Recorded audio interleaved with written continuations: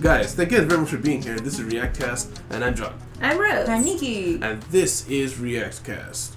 So, last time we actually got a couple good responses from you guys. Thank you guys very much for that. And we always like to start off with a fun fact. And so this time, this will come from Raul Ignacio in regards to the Trigun remake. Remember I was talking about Trigun, the first anime I saw? Mm-hmm. Apparently, Vash, the lead character in Trigun, was English voiced by the guy who did the Lelouch dub. So he also did the Ichigo dub in Bleach. So he's a very talented guy, and hopefully they get him back to redo the voice in 2023. Whoa, so, yeah, cool. Pretty cool. I had no idea that Vash was also Lelouch. Yeah. They're wildly different voice types. Yeah. Like Vash is closer to Goku, like the happy, fun sounding voice. Yeah. Mm-hmm. This is the dub, right? So yeah. The dub. I don't remember Lelouch dub. I told you guys before that My Hero Academia's 6th season was coming out. Yeah. But guess what? It was sometime October. It's October 1st. Oh my god. The first day. Oh my gosh. They did it at the Hero Fest 2022 event, and it will cover all-out war between the heroes and villains. Oh, so, we're there. Yes. War arc. It's supposed to be the arc, as many people put it. Okay. The Paranormal Agency, I believe, is what. That's what they call themselves, right? Yeah, the Paranormal Liberation something. Liberation War. Well, okay. I remember how stunned we were that. Yes, they with that name. Yes. Mm-hmm. I like this picture here. Of Deku and the other guy. Forgot that guy's name. Tamura. Tamura. I think we've already talked about on the ending of Ranking of Kings. Some of you guys don't watch that show. Yeah. That with the end of that show, usually we pretty much immediately, sometimes we skip to 1 week, but we usually pretty quickly replace with another show. Mm-hmm. This time we weren't going to do that because we've got a bunch of shows coming back, and also we're pretty rough with time constraints as is. Mm-hmm. So expect August 1st will be Heroes OVAs comes out, so we'll be watching that. But then pretty quickly afterwards, just in a couple of months, we'll get My Hero coming back regularly. Mm-hmm. So we don't really want to replace it with another show right now. Mm-hmm. Mm-hmm. I think if we had a poll, everybody would choose Boku no Hero Academia anyway. So 90% chance. Yeah. We can't really skip. I think that show did pretty well for us when we were watching it. Oh yeah, totally. Yeah, it's one of the heavy hitters. Mm-hmm. What is the heaviest? I think the heaviest was Demon Slayer. Yes. Demon Slayer, Attack on Titan close second. Attack on Titan was first before we started Demon Slayer, and Demon Slayer just whoosh. Yeah. They competed for a lot of the time they were running together. I remember it was like 10K. We started expecting like 10K views on Demon Slayer. Yes, on Demon Slayer every time. It was glorious. That is a weird thing though. A lot of YouTube channels, they get to a very long time period of what would you call it? Dividends on YouTube videos, where they put out a YouTube video and then over years it'll continually get views. Mm-hmm. Whereas reactions is pretty much, it has a window and then it's done. Yeah. Like I've seen videos that we have that were past a couple thousand, so it had decent traction, hasn't gotten a single view in months. Yeah. It's just nuts to me. It's weird. Crazy how I think it's a combination of the YouTube algorithm and just the nature of reaction videos in general. Mm-hmm. Like, because I don't understand it. You'd think for like an old show that's already been out, and then you start reacting to it, and then there's people watching it, that people would be looking for it on a pretty continuous basis for it to catch some traction when you put it out. And then when you're done watching it should still keep going, but it doesn't. And I understand it for shows that are currently coming out, that it's only this window of time that you have the biggest view count or whatever. Yeah. But it doesn't make any sense to me. It's just, I think it's just the nature of reaction videos and then the way YouTube algorithms treat it. Yeah. There's a lot of YouTube channels that, like just having any views, like over 1,000 views, you are easily in the top 30% of YouTube already. Wow. Because there's a lot of people who make videos and they get 0 views, 1 view. Because usually they're not really meant for anybody else. Yeah. Just someone making videos for something. Mm-hmm. But the algorithm does decide, hey, this thing is popular right now, let's put it in front of other people. But I know there's people out there who just search for reaction videos. I did that for years. Mm-hmm. That's just one scene of this one episode that I loved, and so I just regularly look it up, see if anybody new saw it. So I was surprised to see how low the recurrence is for our videos, but that's just how it is. Yeah. Mm-hmm. And then we have a bit of dour news. So I was talking to you about it, the Solo Leveling. The manhwa artist passed away. Oh, no. So apparently he had a chronic illness and he got a cerebral hemorrhage and passed away the July 23rd. Oh. This is a huge loss for the manhwa community. Manhwa. Manhwa. Hwa. Hwa. Manhwa. Yeah. There you go. But yeah, the artist was called Dubu, his alias, but he was named Jang Sung Rak.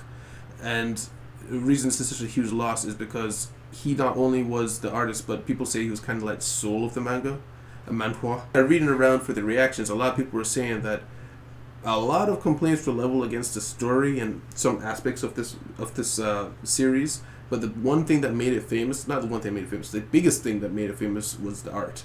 And so this is especially damaging to them, is considering like it was exceptionally beautiful in the community. I mean, just looking at the poster, that's what I'm really saying. nice. Yeah.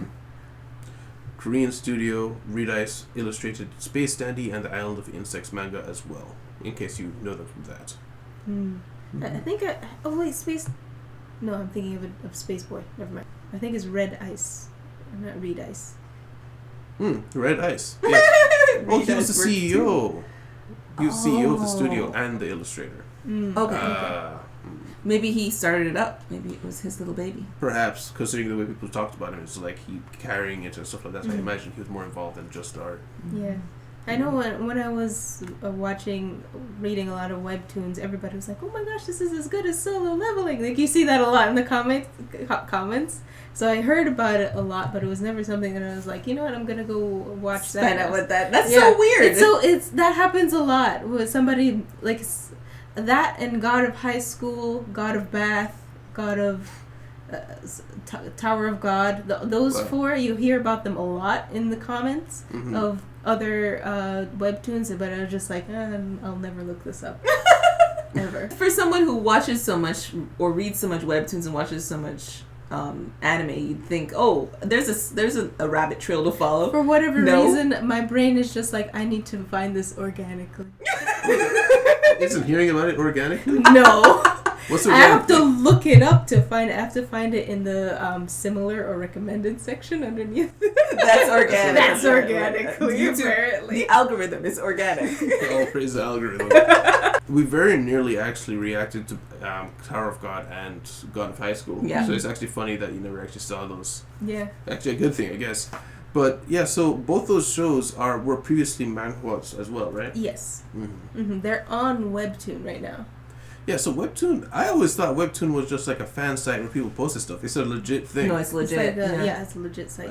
If you get on Webtoons, you can like get to the next level after that. Yeah, there's like two sides of Webtoons. There's Webtoons Canvas and Webtoons Original. Webtoons Canvas is for anybody. Anybody can post their comics and stuff like that.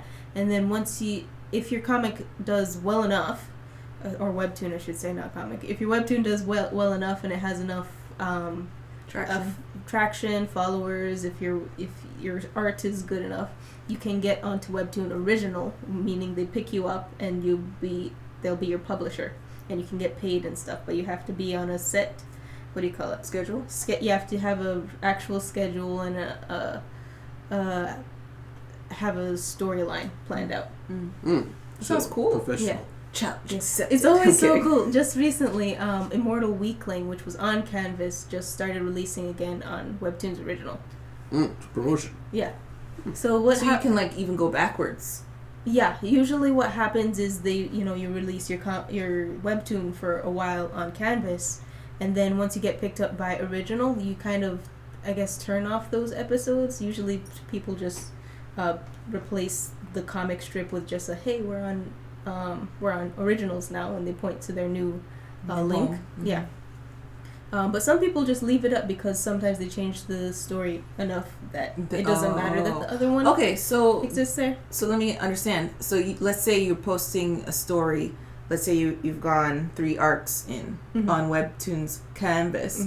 When you get picked up, they want you to start over. Well, you have. Or do you have to start over? You should kind of. I don't know if you have to, but usually people do because they act like they're starting a comic again.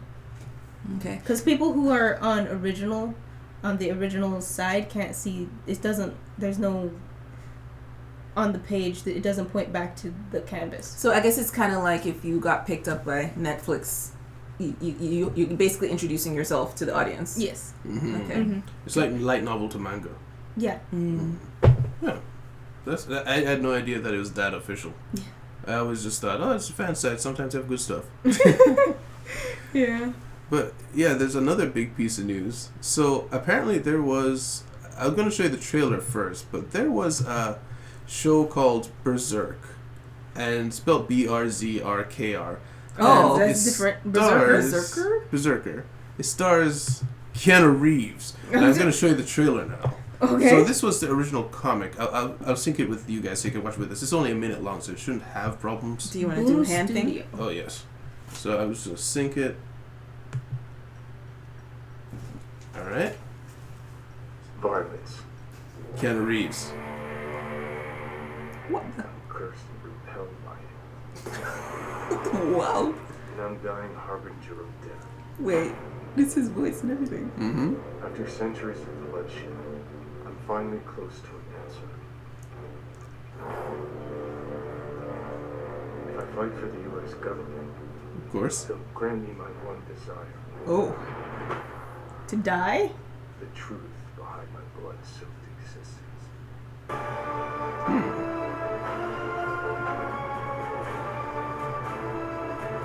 He looks so angry. Berserker. And how to end. Oh, of course, how to Oh die. yeah. Mm-hmm. He's got like arrows and knives sticking Oh out of my him. gosh. Yeah, so that was a year ago. Okay. And the reason I show you that is just kind of give you some idea of what's going on. So Keanu Reeves always wanted to kind of have his own comic, apparently. For real? Oh my gosh, I love him more. And he did that a year ago where he voiced the comic and you could read it through like that. It was a 12-issue kind of thing. Yeah. According to Netflix, picked up the show, and it will have 2 seasons. Berserker is a brutally epic saga about an immortal warrior who is on an 80,000-year fight through the ages. The man is only known as B, is a half-mortal, half-god, cursed to compelled to violence, even at the sacrifice of his own sanity. But after wandering the earth for centuries, B may have finally found a refuge, working for the U.S. government to fight battles too violent and too dangerous for anyone else. In exchange, B will be granted the one thing he desires, as you know, the truth of his existence and how to end it. So, yeah. For one refuge fighting for the U.S. The U.S. government. Oh, glorious. Glorious. Oh my gosh. So Netflix has added that the anime series will further expand the universe and explore different elements of the story, so it's kind of adapting. Mm-hmm. And in addition, the series will have Keanu Reeves reprise his role as voicing the character. So he got his anime. The proof vest. Wait, are please. we reacting to this? Sorry, my throat. Quite possibly, because this got popular enough for Netflix to pick it up. Of course, it's Keanu Reeves. Maybe he just had connections. But I'm imagining that this is going to be a somewhat popular show, and it's not going to be too long. 2 seasons, I imagine, will be 12 episodes each. Netflix. So yeah. Come on, it's Keanu Reeves. Keanu Even I don't Reeves. care if we get 1 view on this. We must have it on our channel. It must exist in our ethos. Yeah, they haven't given a release date, but it is something that is being worked on and is coming somewhat soon because he was in Comic-Con at announcing it. Mm-hmm. Oh, cool. My one thing with it though is why did they have to choose a name so close to the other? Well, this is isn't there an Berserker. anime? It's just the other one's just Berserk. Yeah. This is Berserker with no vowels. I know, but it's just so close. I hate when they do that. Yeah, so also in the news is Crunchyroll will be lowering the monthly price in almost 100 territories. Oh, Ooh. Not ours. of Oh, course. no. They get too much money from us. It's a long list of places, and this comes surprising because in 2019 they actually raised their prices in a lot of places, including the U.S. But they're going down everywhere except the US. Nah, US has the most people. We can't lower theirs. Well, they did it in the Nordics, United States, Great Britain, and Australia. So, known to be wealthier countries, Yeah. but then they lowered it in other places, including the United Kingdom, which I imagine includes Great Britain, and Sweden, which is a Nordic country, South Korea, which is a fairly wealthy country.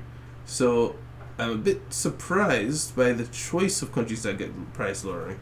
But, hey, good for you. So, it's for some countries, they got a reversal, basically. But not, so it won't be affecting us, but for a lot of people out there, you guys, you will be getting it. So what was their reasoning? They didn't give one. I immediately was guessing that this was probably to kind of like expand the base in like countries where maybe they don't have as much expendable income. But then you see countries in here that have a lot of expendable extra income. So I'm not sure why. Brazil is there though. China is there. Our third most viewed persons. Third Person. most viewed country. The one person from Brazil. Nice. Thank you. Good for you. Yeah. Because like we just saw in the news how Netflix is raising the price all over the board and how people are getting mad. Mm-hmm. Do you think this is like a good play on their part? That's why I was wondering what their reasoning was they were giving the public. Mm-hmm. If I were to think what their actual reason is for public image, and to say, hey, look, we're lowering prices. Mm-hmm. But if you think about it, there's the 80-20 rule. Have you heard of that 80-20 rule, where you cut out 20% of the things that are, wasting your time, whereas there's 80% of stuff that will actually get you places. I thought that was backwards, but okay. Or I thought maybe it is. Well, it's 80-20 where one side of it you get rid of, basically, because that is like, there's a percent that's the actual profit you're getting and everything else is just very little. Mm-hmm. So I'm thinking all of these places probably add up to very little of their income that they can lower their price and look like good guys when it's actually not that much of their profit baseline, where most of the profit is coming from the other places. Well, that might be true because I would imagine Crunchyroll is mainly for like English-speaking countries, because I feel like Japan would have more platforms to watch anime on. You know what I mean? Yeah, that's just on their TV. Yeah. Yeah. Mm-hmm. I mean, they did say that the service stopped providing the free ad-supported viewing starting in this spring of 2022. Say that again? So you used to be able to have a week after the show comes out, you could watch the show but with ads on the site. Yeah. That will no longer be a thing in spring 2022, which is this year. So what will be a thing now? It's only pay. Crunchyroll will only be pay? Yeah. There will only be paid subscriptions now. Wow. So maybe you're right and this is like a PR kind of thing. They're like, we gotta get people on our side real quick before we start a fire. Oh my gosh. They did specify though all the shows that were out before the season will still be available. Oh, it's just new stuff. Going forward. Interesting. The thing is, the season that has next season of Boku no Hero Academia, Mob Psycho, oh my god, Vinland Saga, like all of them, like all of the things. You know what I would say though? I have heard people say that it's really not worth wasting your time trying to watch anime on free Crunchyroll because the ads are that unbearable and obnoxious. I don't know. This is what people have said. Even when we had the account, I was too lazy to sign in, so I was watching it with ads. It wasn't that bad. Okay. It's the same kind of mentality of people watching ads on YouTube. They're like, oh, I can't watch the ads. Yeah. There's 15 seconds of my life has just gone by. It's like, it's just so little of the time you spend versus how much time you spend watching the video, but it feels interruptive, so you really don't like it. Well, I do remember the one experience when our Crunchyroll was given trouble. Remember? And we had to watch it on the TV. That was the only we had to record. And it was not just 15 seconds of ads. It was like Crunchyroll a minute to 2 minutes of ads that we had to sit through every 10 minutes. And it was very interruptive. Yeah. Viz or something like that. There's one VRV. VRV. We watched the VRVs for some time. I hate VRV because of that. Hated it. I don't know. Platform was awful. It was laggy, and then the ads were 3 minutes long. Hated it. But again, I didn't really mind it because I guess it just depends on the platforms that you're used to. Because I watched Viki to watch my Korean dramas and stuff like that, so I was used to ads interrupting me. It's just like an ad break on TV, and I was used to that. I am annoyed by ad breaks on TV. not as annoyed by like something like Crunchyroll where I'm very used to not having ads. Yeah. But like I am annoyed. I am angry. I am angry. I'm discontented. Fix this. Pretty much. Well, yeah. I guess it has to do with like how much you're used to being able to control what you consume. Yeah. Because like on TV, you're just like you get what you're served. Yeah. Basically, but when you're used to being able to pick and choose what you consume on like the computer where you're watching YouTube and stuff like that, you're just like, I didn't ask for this. Makes you indignant. Indeed. Yeah. And before I get to the next section, I wanted to squeeze you in for Rose Rants. Whoa! So, you've been watching a lot of anime, and I remember talking about a Chinese one last night, but I kind of wanted to hear what you think of the shows you've been watching. I forgot to write the name of that one down. But, yeah, I've been watching a bunch of them. I finished up a couple of them just to say that I'm finally done. Get out of my life. Okay. Hate watching, yeah. Because it's like I made it through like maybe 9 episodes of like kind of liking the anime, and then like episode 10 they did something and I was like, I hate you now, but now I have to finish it to see if you fix yourself, and then they don't. So there's that. I finished. I didn't even write all of them down. Oh my goodness.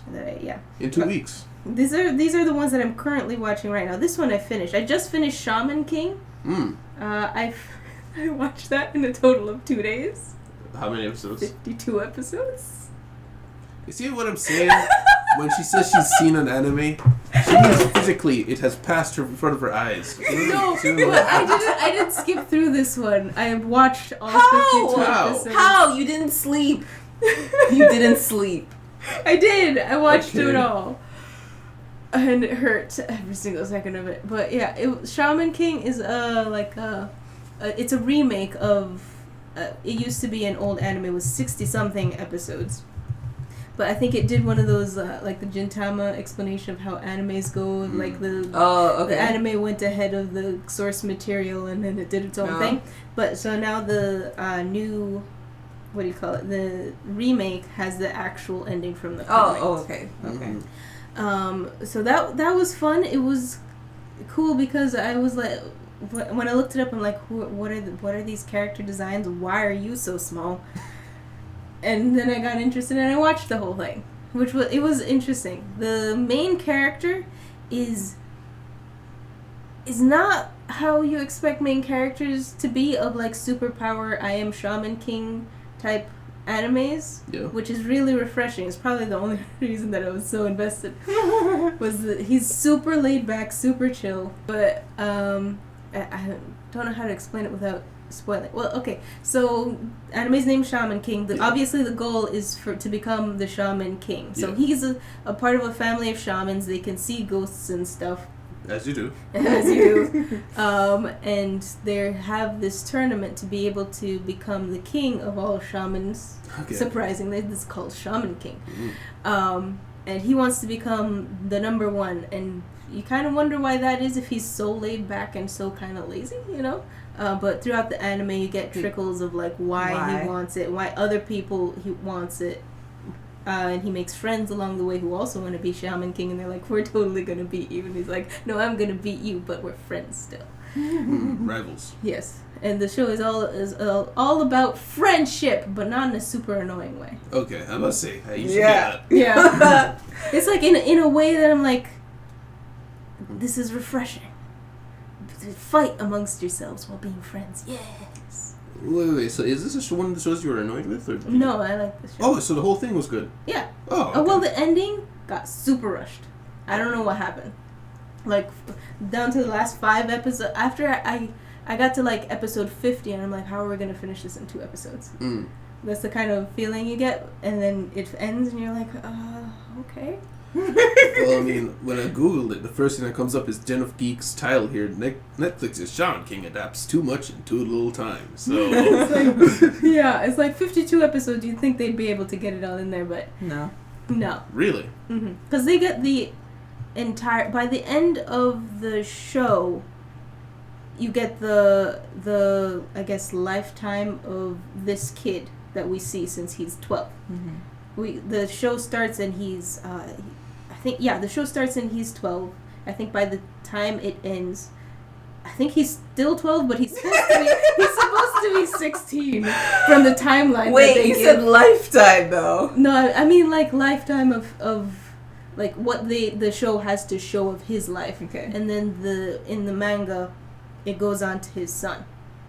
Oh. That's cool. Yeah, that is interesting. The anime that's coming out is called Isekai Ojisan. Okay. It's Isekai. Isekai Ojisan. Ojisan. It's about like an uncle. Uncle from another world? Yeah.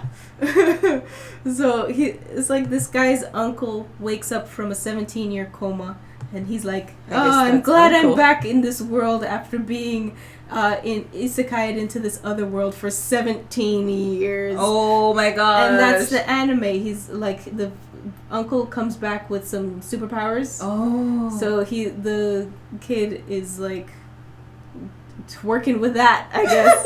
He's like, yo, we can make a YouTube channel. And he's trying to make a YouTube channel. And it's great. And he's telling the uncle is telling the kid his story and stuff. The kid isn't a kid. He's like 20-something. Oh, okay. But yeah. Why are there elves? Is this real world? Is this like him telling the story about his... That side is his 17-year coma life in Isekai world. And that is explainable. Okay. in the anime, but I won't tell you. Okay. Dun dun dun. Okay, so when is it a real world? I guess is what I'm asking. You said he woke with powers. Are they real powers or just something he's imagining? Powers. The real powers. Yeah, he can levitate stuff. He can project his brain onto his memories onto a screen-like thing. And he asked who won the console wars and got heartbroken when he found out it wasn't Sega. There's that. Poor guy. Yeah. Yeah, I actually saw this on Anime News. They're talking about how popular it was when it came out, and I didn't bring it up, but It's super funny so far. it's a comedy. Yeah. Yeah. All Is right. it like one shots per episode, or is it got a plot? It seems like it has a plot. Okay. Seems like it has a plot. Yeah. Hmm. Well, I don't know how much I'm allowed to say. Don't worry about it. That's enough. Yeah. I just love this scene right here is very intriguing. Yeah. Of him, the idea of him having like a split personality, maybe, or just like showing the two halves of his life. Like he was here and now he's here. Is he gone crazy being in the real world? Like I don't know. I don't know. I just like this scene. I always like this kind of thing. Yeah, it's it draws you in. You like you want to know what's going on. I want to know. Indeed. And something disconcerting about splitting somebody's face in half, you know? Yes. Sort of. Yeah, it looks like a lightsaber going down here. So I have to ask then, both these shows you praise pretty highly. So what is the show that upset you so much? Yeah. I erased it from my brain. I cannot remember. You just remember the annoyance in I just this remember section of your life. Yes, I just like move it away with all the rest. The All right. rest of Conan and stuff. Kinda. Yeah.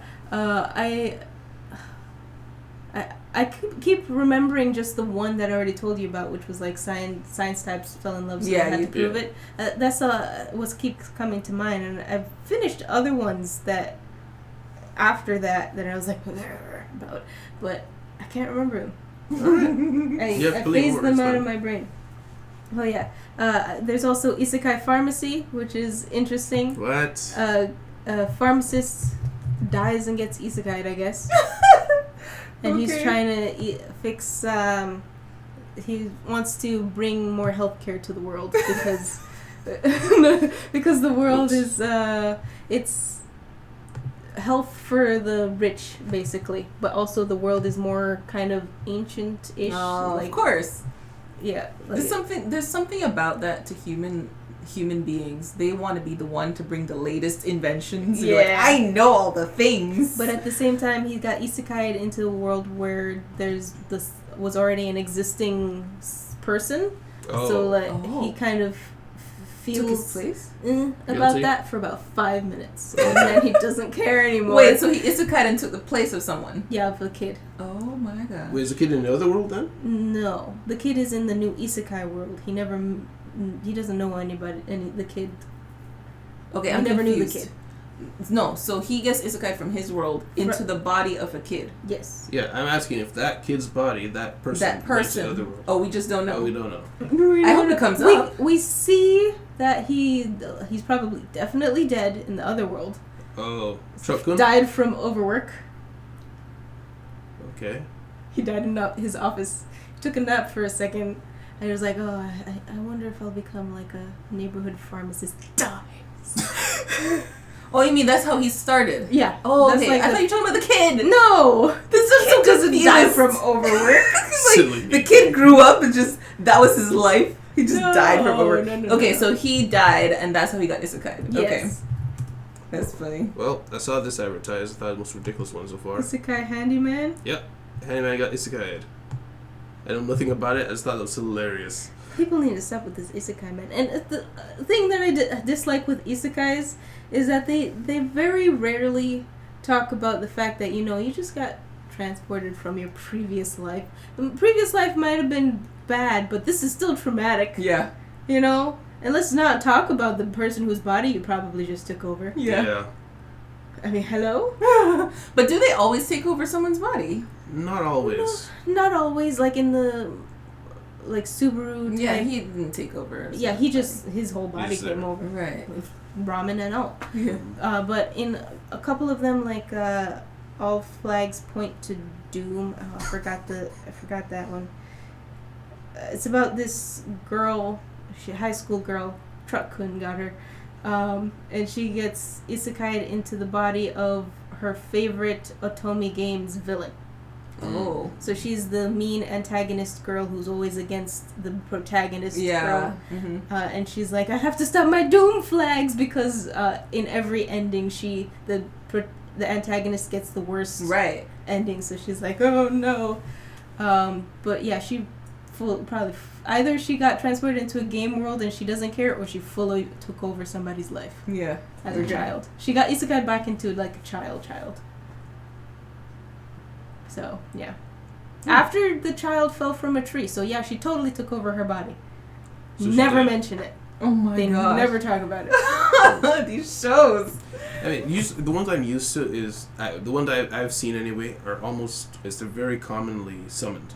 Like, for some reason, they need a hero, or they need somebody to do a thing, or it's even accidental, like they're doing a magic explosion. It's like, that was supposed to happen under here. That's what I'm used to. Mm-hmm. Super just crossing over is kind of rare to me. Mm-hmm. I haven't seen... I know Truck-kun's very popular. Yeah. I just haven't seen a whole lot of Truck-kun. I just remembered a summon isekai.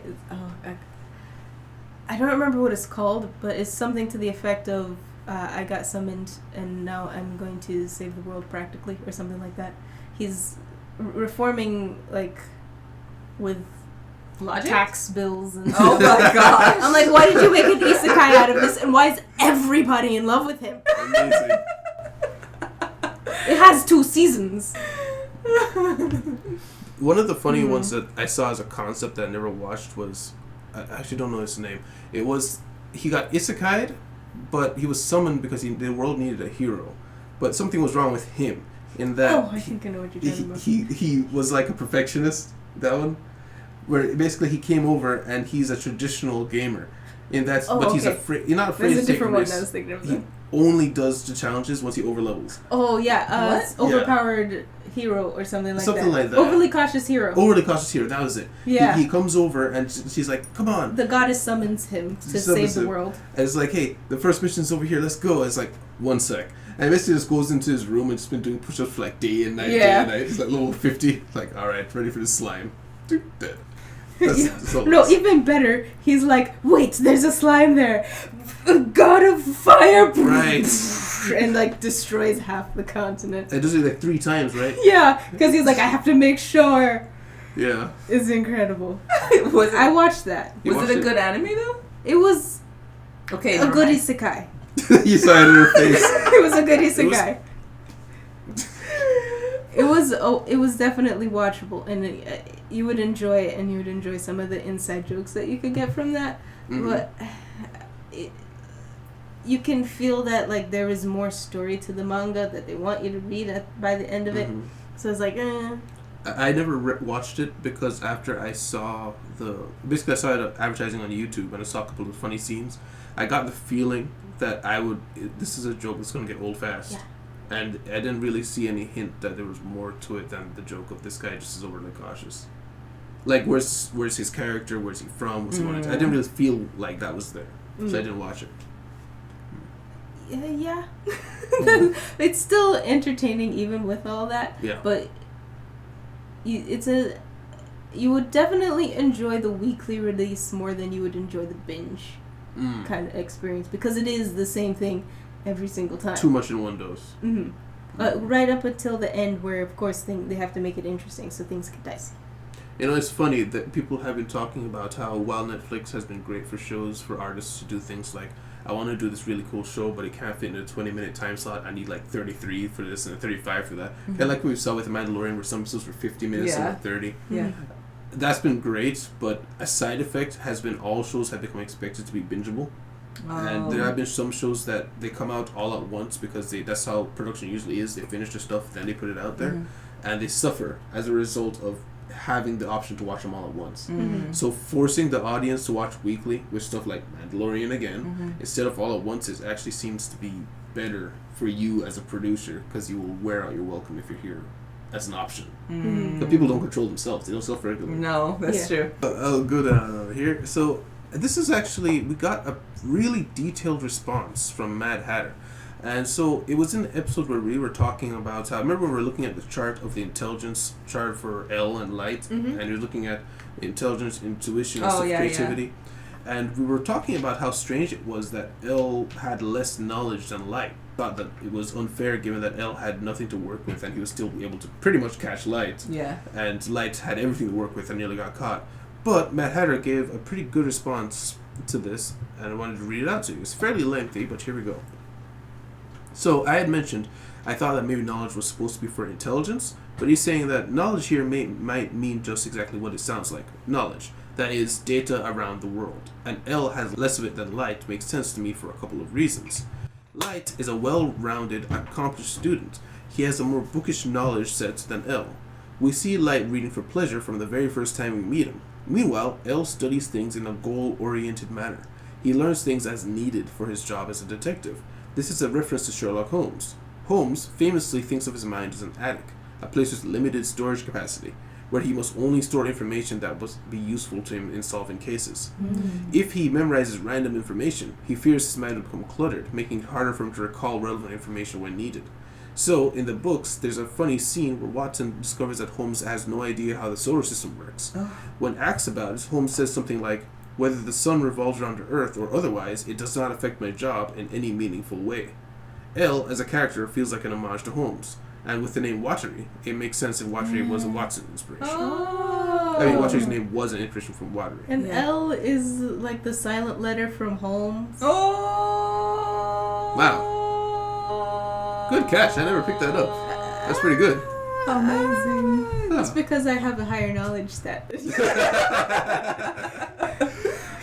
Yeah, I thought it was a pretty good explanation mostly. If that's what knowledge is referring to, it makes sense to me. And I wanted to expand off that to be like, hey, we're nearing the end of Death Note, and we're going to be talking about this more as it ends, because there's a lot to talk about as it ends. I've told you guys that a lot, obviously. But I wanted to know where you feel about the story and where it's going right now. Because, Nikki, you brought up how it needed that story development of Mikami, because they were trapped in the two separate worlds.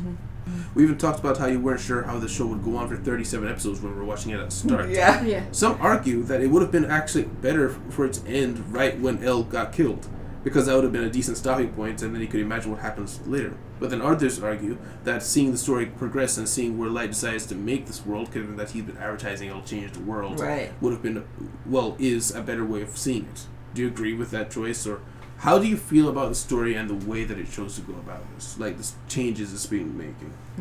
Because right now, I'll honestly say, this feels like a completely different show as opposed to the first 25 episodes. I agree. This feels like a season 2. It does. Yeah. And I wish they did do that. But was this just in the time before they did seasons? Yeah, pretty much, yeah. Okay. So I'll let that slide then. I'd say this is definitely season 2. Kill L, end of season 1. And then we see Light's, picture of the perfect world, and then it's gonna go. I personally would not like to see it end with L dying, because it would be like, yes, evil triumphed. Light with his twisted mindset won, and I wouldn't like to see that, even if it were to leave. Imagine the rest of the story. No, I want to imagine like we see Light in a precarious position as L dies. Like, if we saw there was, a message on the screen and Matsuda's like, what's that? And then it ends, then, okay, we can imagine that they find out at some point. But for them to leave it as, no, L dies, information gone, I wouldn't have been satisfied. I wouldn't have liked the show. So it's better that they just, if they had to kill L, that they continued the story. And like I said, introducing this Mikumi character was needed to make it, I guess, keep going, because otherwise we would just be spinning and chasing our tails. Yeah.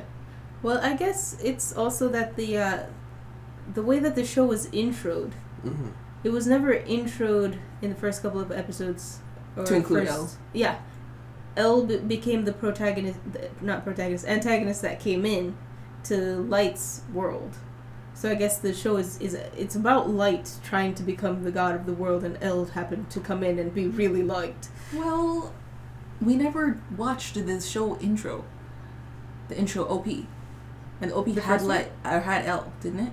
Yeah. Yeah. It always intended to introduce L, is just at the right moment. Yeah, I'm not saying it didn't. I'm just saying the show, I guess, isn't about Light versus L. I don't know about that. I would say that they pushed that agenda. Even if in the beginning the episodes didn't tell us that, their opening scene, their intro told us, no, this is about this fight between these two, and then they kill him. That's what I would think. Well, I would say the arc was about that, definitely, but I don't know if the show was about that. The whole story beat isn't supposed to be L versus Light. It's supposed to be the story of the Death Note. The Death Note. Well, if that were the case, I think, like, I guess the name of the show, Death Note or whatever, helps that case. But I think they should have done a better job with the first arc intro to be more focused on Light and not so much on this blue-red fight. Funny enough, that was is it? one of the no. That's one of the early complaints. Is that I think we even mentioned it. The jump of Light going from 0 to 100 was within one episode, and that's something. That's the first thing every reactor I've ever watched noticed is like that was crazy fast. Like sure, logically I can understand it, and plus there's a little bit of a time skip that we don't get to see. But if there was more there, or like a couple episodes dealing with the descent, then I would be like 100% this show's about Light. But we just immediately jump to the battle. You know. Do you like the story as it is right now? Obviously, we're still watching it. Yeah, I mean, I understand the pain of losing L, but I've actually gotten over it. I've gotten over the I guess the not stereotype, but the typecasting of N and M, Near and Mellow. I've kind of gotten over them being just a split personality of L. I've gotten over it. I'd be like, oh, it's Near, it's Mellow. They're their own characters in my head now. Okay. I don't really have any problem with them. Like, I would have thought that it would, at this point, I'd still be kind of grading against my psyche. Like, it's just a watered down L, but it's not anymore. You feel the same? Yeah. They never really bothered me to begin with, but then again, that's just how I watch. I'm used to just steamrolling through whatever happens in anime. Yeah. Like, again, those last 2 episodes thing with the Shaman King, I just steamrolled right through it. I didn't even notice until I was, like, done with it. I was like, that happened pretty quick, huh? I'm happy that I can still enjoy it, because I was really worried that it was gonna be problematic to enjoy the rest of the season. Yeah, that was it. Is that I've seen a lot of people complain about how the show became not unwatchable for them, but they checked out once Near and Mellow came in because they felt like the show's heart died. And so I'm very happy to hear that you're able to differentiate them, because a lot of people can't do that and didn't do that when the show came out. Well, it's like watching, like, say Mayweather versus Pacquiao is different from watching Mayweather versus any other fighter. There's a reason why Mayweather versus Pacquiao draws such attention. It's because it's different and it's interesting. But if he goes and fights somebody else, it doesn't draw as much of attention. So it feels like a different round. It's a different fight. A different fight. Different kind of show to be displayed. So that's kind of how I moved on from it. Yeah, I think going with that analogy, if you were someone who's all about Mayweather, you'd be excited to watch him fight anybody, you know?